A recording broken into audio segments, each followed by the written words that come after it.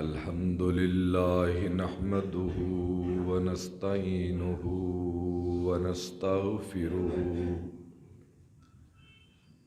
ونؤمن به ونتوكل عليه ونعوذ بالله من شرور أنفسنا ومن سيئات أعمالنا من يهده الله فلا مضل له ومن يضلله فلا هادي له وأشهد أن لا إله إلا الله وحده لا شريك له وأشهد أن محمدًا عبده ورسوله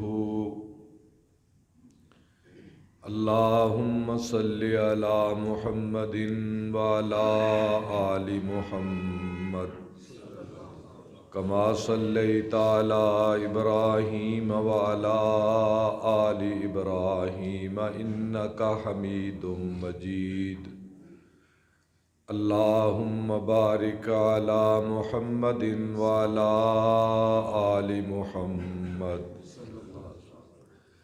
كما باركت على إبراهيم وعلى آل إبراهيم إنك حميد مجيد أما بعد فإن خير الحديث كتاب الله وخير الهدي هدي محمد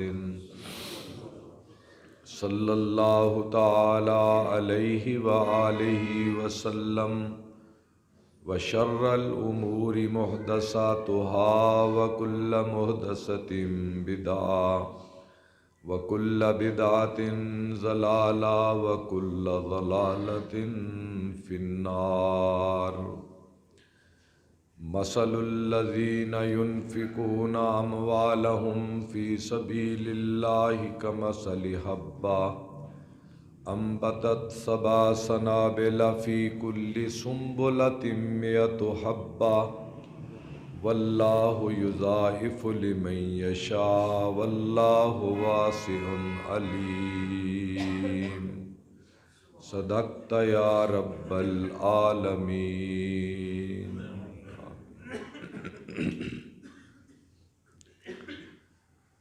تعریف ہے رب العالمین کی عالی ذات کے لیے،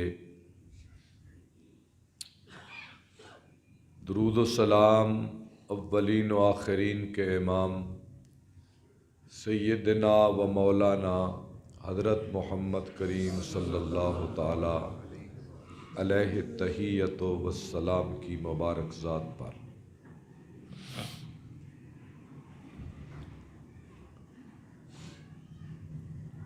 اللہ رب العالمین نے اس کائنات کو اور اس کے اسباب کو پیدا فرما کر اس کے بعد اس کائنات کے شاہکار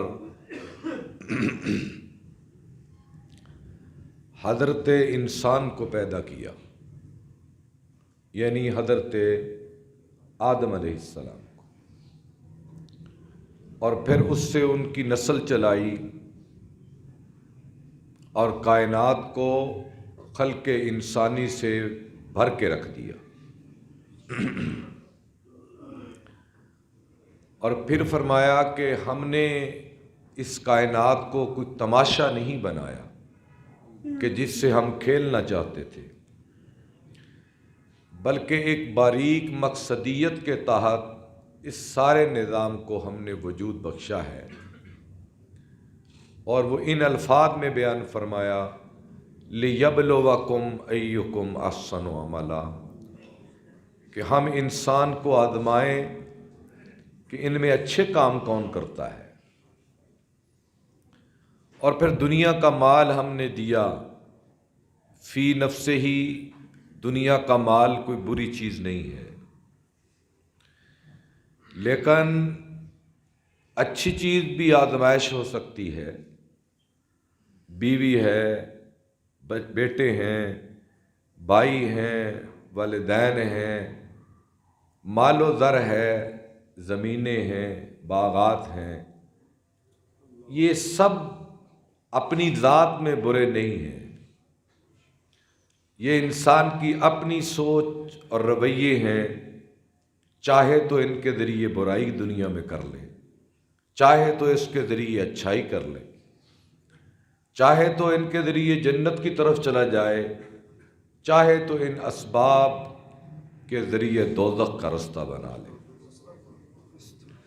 اب یہ انسان کی اپنی مرضی ہے، اللہ نے انسان کو اختیار دے کر اس کو اس کی مرضی کے سپرد کر دیا۔ انسان چاہے تو اپنی دولت کے ذریعے دوزخ بھی خرید سکتا ہے، اور وہ چاہے تو اس دولت سے جنت بھی خرید سکتا ہے۔ میرے ذہن میں آقا نامدار علیہ السلام کا ایک جملہ اس وقت اتر رہا ہے کہ جنگ تبوک کے موقع پر سیدنا عثمان رضی اللہ تعالی عنہ جب انہوں نے لا کر تنگی کے دنوں میں مال کا ڈھیر لگا دیا، سونا چاندی گھوڑے اونٹ، اور یہ قحط کا زمانہ تھا، قحط کے زمانے میں، غربت کے دور میں، کہ ایک ایک سواری پر 18 صحابہ تھے، ان کے حصے میں تھا۔ اس غربت و افلاس کے زمانے میں جب انہوں نے اللہ کی راہ میں خرچ کرنے کی تاریخ رقم کی نا، تو آپ صلی اللہ علیہ وسلم نے وہ سونے کے سکے جو تھے بلائے، اس کو اپنی جھولی میں ڈالا اور آپ اسے ہلا رہے تھے، جھولی میں ان سکوں کو ہلا رہے تھے، اور کیا کہہ رہے تھے؟ ما ضر عثمان ما عمل بعد اليوم، ما ضر عثمان ما عمل بعد اليوم، اے عثمان آج کے بعد کوئی تو نیک عمل نہ بھی کرے تو تیری جنت کا سامان ہو چکا ہے۔ ایک ترجمہ اس کا یہ ہے، ایک یہ ہے ما ضر عثمان، اے عثمان آج کے بعد تجھے کوئی چیز نقصان نہیں پہنچا سکتی، ما عمل بعد اليوم، آج کے بعد اگر تو کوئی نیک کام نہ بھی کرے۔ تو دولت نے جنت کا ذریعہ بنی ہے، اور ایسی بنی ہے، ایسی بنی کہ قیامت تک کے لیے یہ مثال قائم ہے۔ اور اس کے مقابلے میں جن لوگوں نے تبوک کے موقع پر مال چھپایا، مالدار ہونے کے باوجود،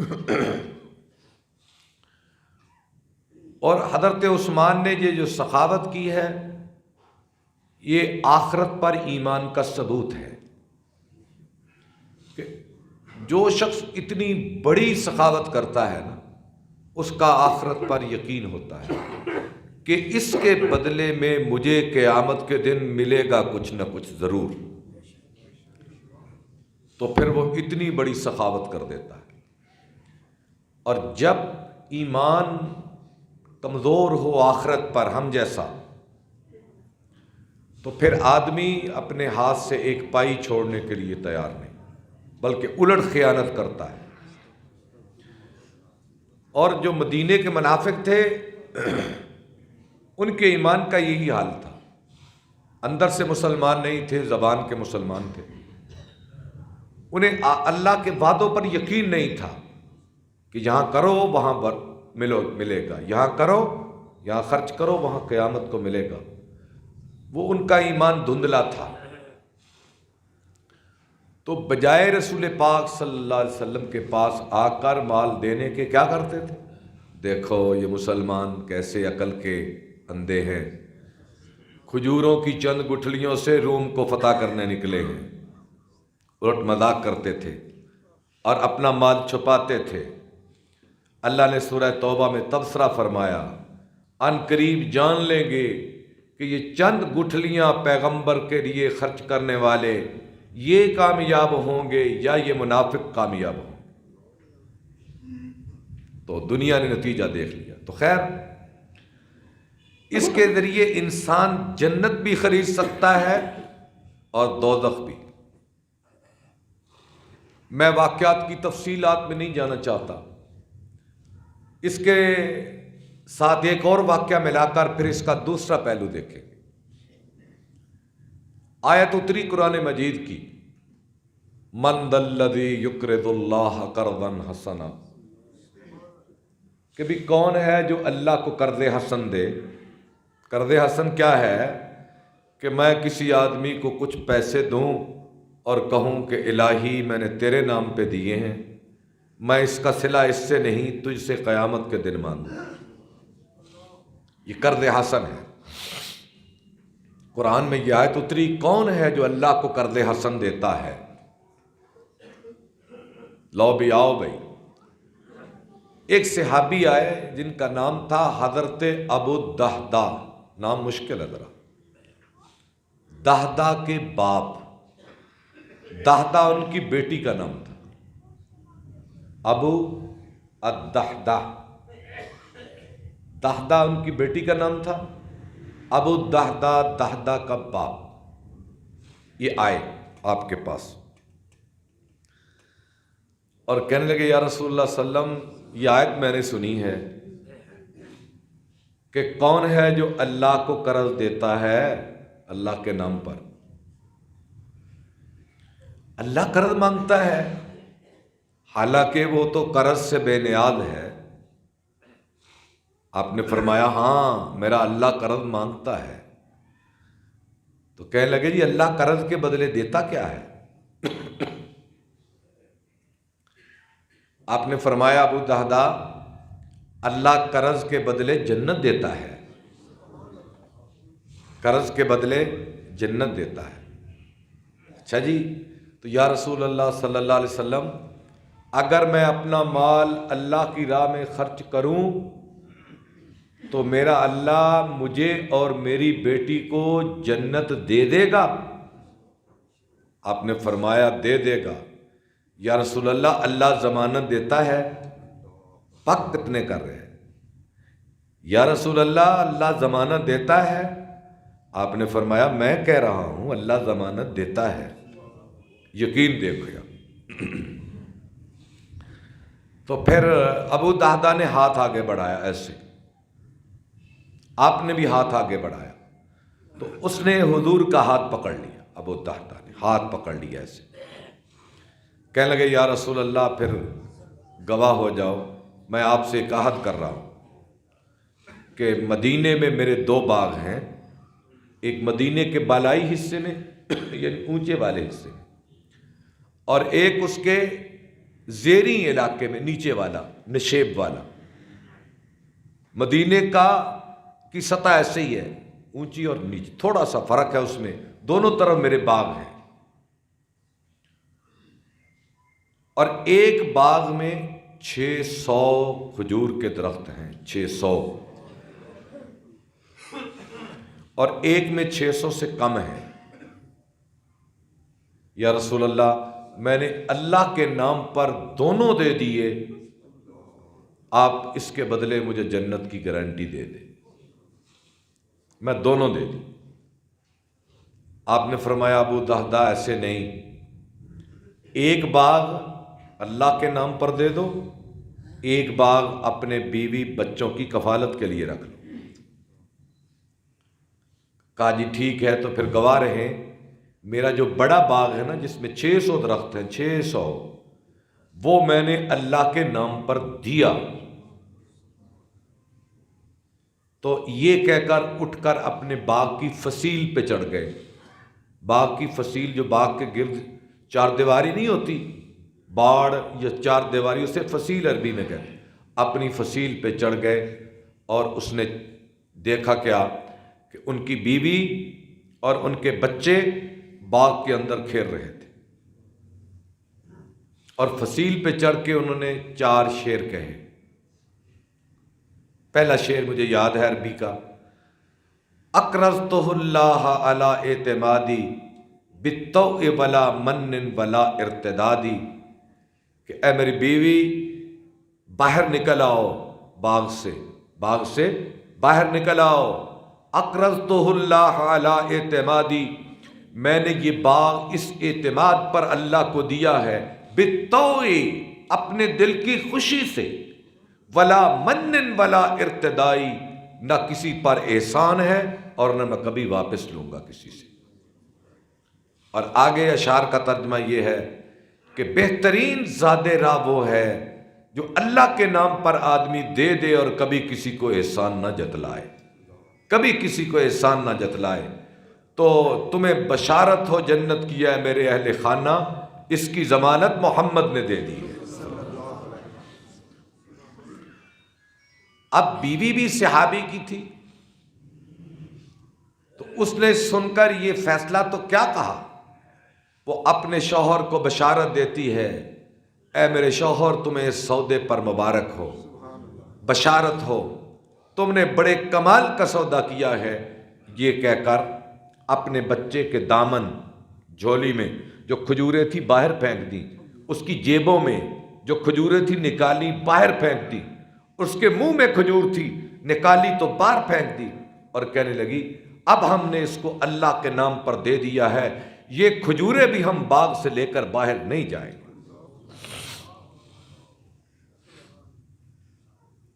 اب آقا نامدار فخر موجودات اولین و آخرین کے امام اگر کہیں ابو دہدہ سے کہ اللہ نے جنت کی ضمانت دے دی ہے، کائنات ساری جھوٹی ہو کر گر کر ٹوٹ سکتی ہے، یہ جملے کبھی حقیقت کے خلاف نہیں ہو سکتے۔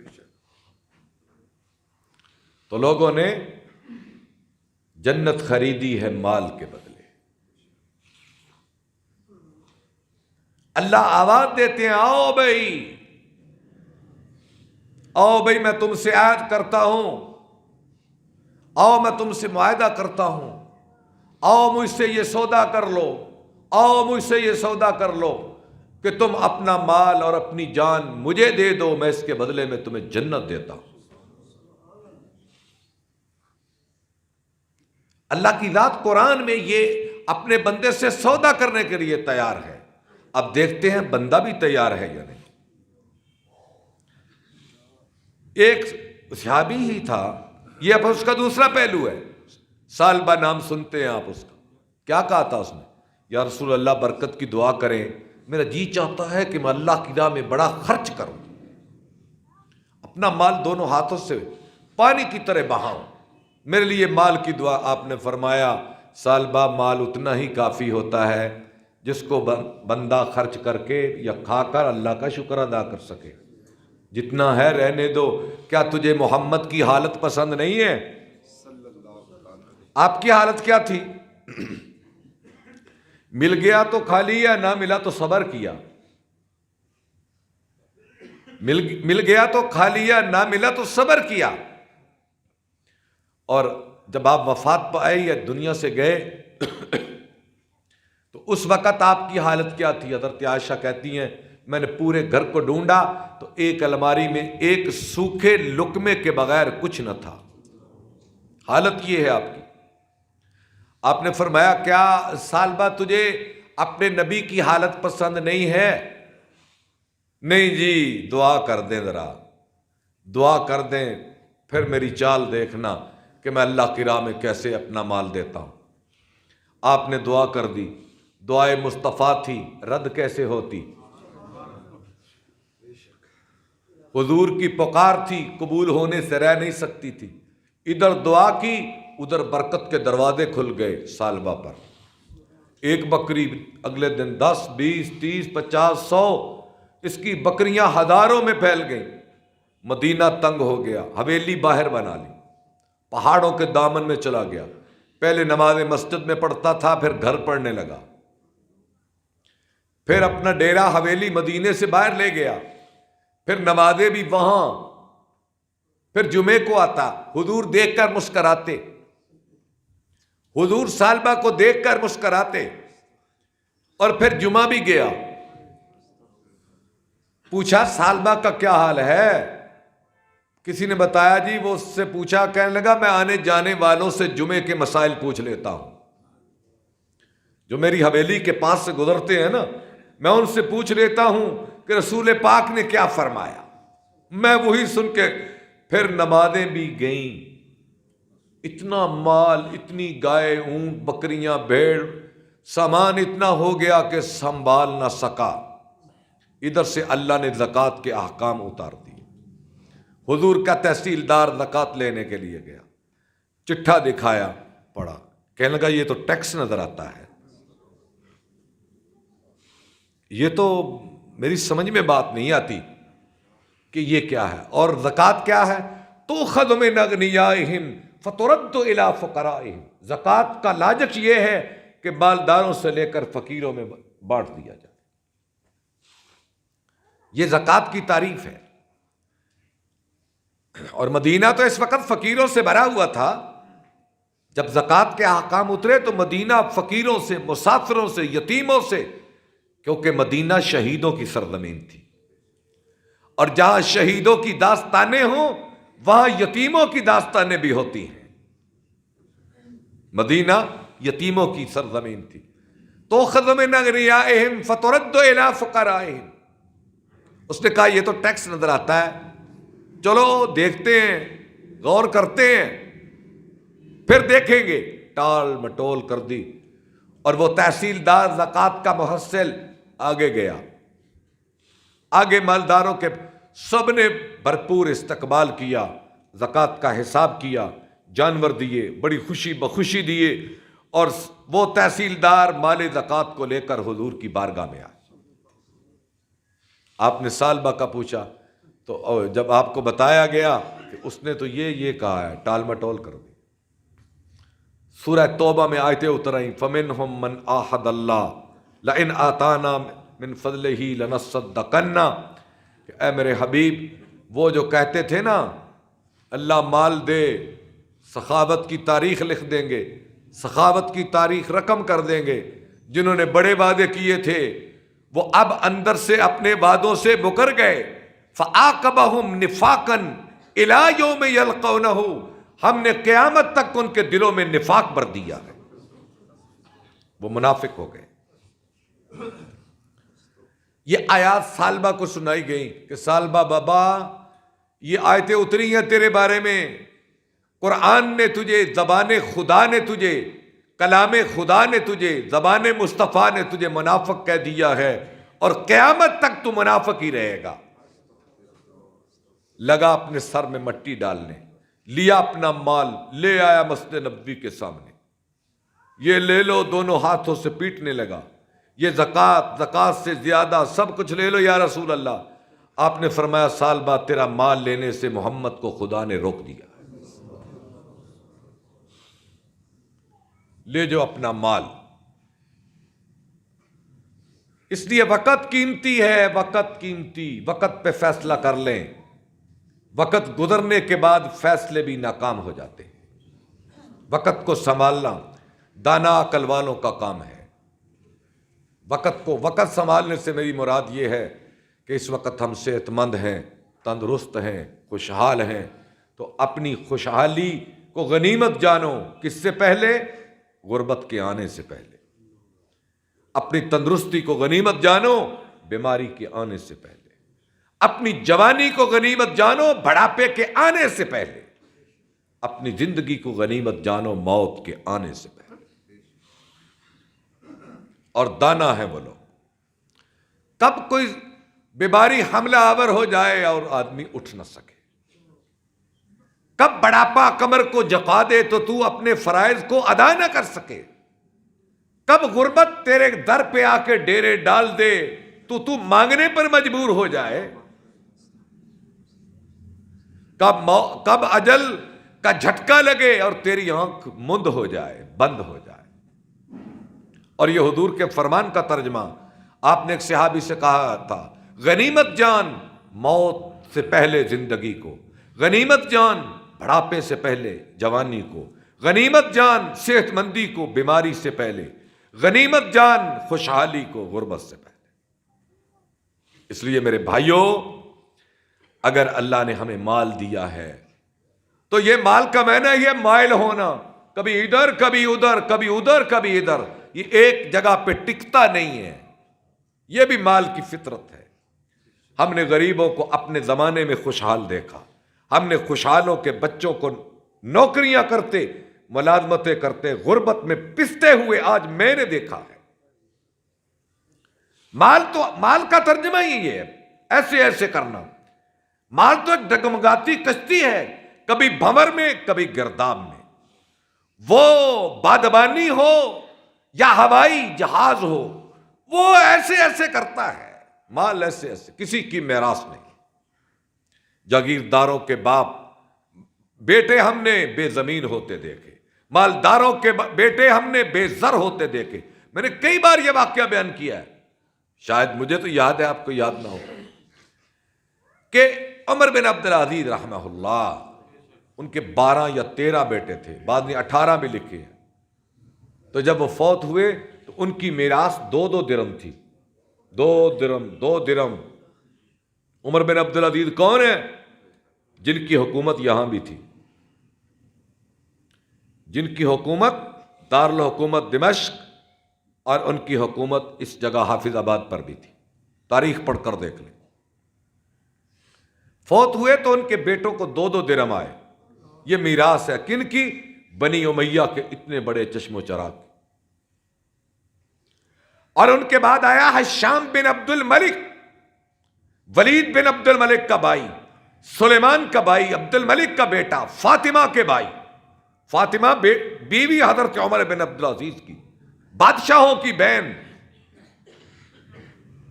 اور ہشام کا کہ ایک ایک بیٹے کو 6 لاکھ درہم آئے۔ وہ بنی امیہ کا روایتی بادشاہ تھا، اور عمر بن عبدالعزیز خلیفہ عمر کی نقل تھے، حضرت عمر کی نقل تھے، اور جنہیں اپنے بھی مانتے ہیں بیگانے بھی مانتے ہیں۔ انہیں 2 درہم، اور ان کے بعد خلیفہ بننے والا ہشام، اس کے بیٹے کو 6 لاکھ درہم آئے کہاں سے؟ یہ قومی خزانہ لوٹا انہوں نے۔ ہشام نے قومی خزانہ لوٹا تھا، اور عمر بن عبدالعزیز نے قومی خزانے کو بھرا تھا۔ اور قومی خیانت بھی، اور قومی خزانہ لوٹنا بھی قومی خیانت ہوتی ہے۔ ساری قوم کی خیانت ہوتی ہے، کسی ایک آدمی کی نہیں۔ یہ بڑا جرم ہے، اسے کوئی بھی لوٹے۔ تو 6 لاکھ درہم پانے والے، ظلم کا مال، ظلم کی میراث۔ تو پھر ایک وقت آیا، جاؤ تاریخ اسلام پڑھ کر دیکھ لو، اکبر نجیب آبادی نے لکھا ہے کہ ایک زمانہ آیا، ایک ہی زمانہ، کہ عمر بن عبدالعزیز کا ایک ایک بیٹا جہاد اسلامی میں 600 گھوڑا دیا کرتا تھا، اور ہشام کے بیٹے دمشق کی گلیوں میں مانگتے پھرتے دیکھے گئے۔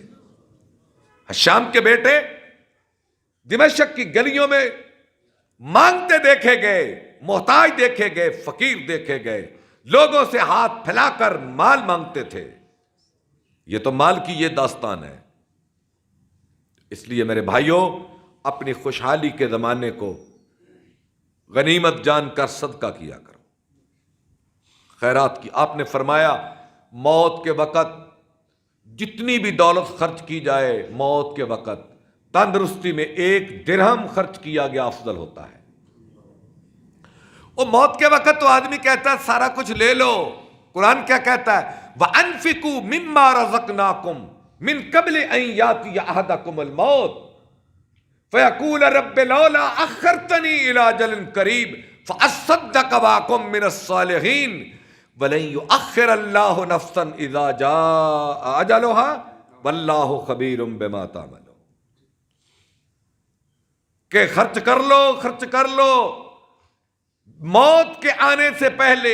جب موت آتی ہے تو تم پکار کر کہتے ہو میرا سارا مال یا اللہ تو لے لے اور میری زندگی کے دن بڑھا دے، لیکن ایسا ہوتا نہیں ہے، ایسا ہوتا نہیں ہے، اور نہ ہوگا، نہ ہوا ہے، نہ ہوتا ہے۔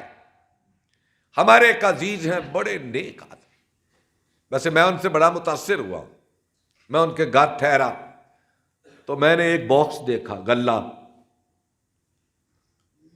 اس میں نا پیسوں سے بھرا ہوا تھا، زیادہ 10 کے نوٹ تھے۔ میں بڑا حیران ہوا کہ یہ بچوں کا غلہ تو لگتا نہیں جیسے ہمارے ہاں چھوٹے چھوٹے بچے ہوتے، بھرا ہوا۔ میں نے پوچھا، کہنے لگے جی ہم نے گھر میں ایک ترتیب بنائی ہے کہ جو بھائی بھی گھر سے نکلے گا نا، پاؤں باہر نکالے گا، وہ اس میں 10 ڈال کے جائے گا۔ عورت بھی مرد بھی جو بھی گھر سے نکلے گا نا، دہلیز سے باہر پاؤں رکھے گا، اس میں 10 ڈالے گا۔ اگرچہ ہمارے گھر کے 12 افراد ہیں، وہ 100 بار بھی نکلے تو 10 ڈالیں گے اور ہوگا صدقہ۔ گھر سے باہر نکلنے کا، یا اللہ سلامتی دینا، یا اللہ کا نام، سلامتی دینا سفر میں اللہ کے نام، بازار میں جا رہے ہیں اللہ کے نام، مسجد میں جا رہے ہیں اللہ کے نام، اور ایک ماہ بعد اس میں 4 5 7 ہزار ہوتا ہے، اکٹھا کر کے ہم کسی ایسے گھر میں پہنچا دیتے ہیں جہاں کھانے کا سامان نہیں ہوتا۔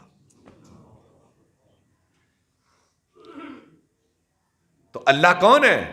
اللہ بصیر ہے، دیکھ رہا ہے میری آنکھ کے جھپکنے کو اور آنکھ کی جھپکنے کی خیانت کو دیکھ رہا ہے، تو اللہ ان کے اس عمل کو نہیں دیکھ رہا؟ تو مصیبتیں تو اس گھر میں نے دیکھی نہیں کوئی، میں نے سب کو تندرست دیکھا، میں نے سب کو مسکراتے دیکھا، سب کو نمازیں پڑھتے دیکھا، گھر کی خانگی زندگی میں ان میں کوئی فساد لڑائی جھگڑا نہیں دیکھا، مسکراتے بیٹے بھانجے بھتیجے ماں باپ نواسے پوتے ایک دوسرے سے گلے لگ رہے ہیں اور خوشیاں ان کے گھروں میں ڈیرا ڈال کے بیٹھی ہوئی۔ یہ میرا اپنا تاثر ہے، میں نے دیکھا جو اپنی آنکھوں سے۔ اور تم جتنا بچا بچا کے دیکھو گے رکھو گے، جتنا بچا بچا کے، جتنا بھی بخل جب سوار ہوگا تو پھر دیکھنا معاشرے کی نظروں میں گر بھی جاؤ گے اور گھر مسائل سے بھر بھی جائے گا۔ یہاں سے میں اپنی بات اگلے جمعے میں کہوں گا۔ وآخر دعوانا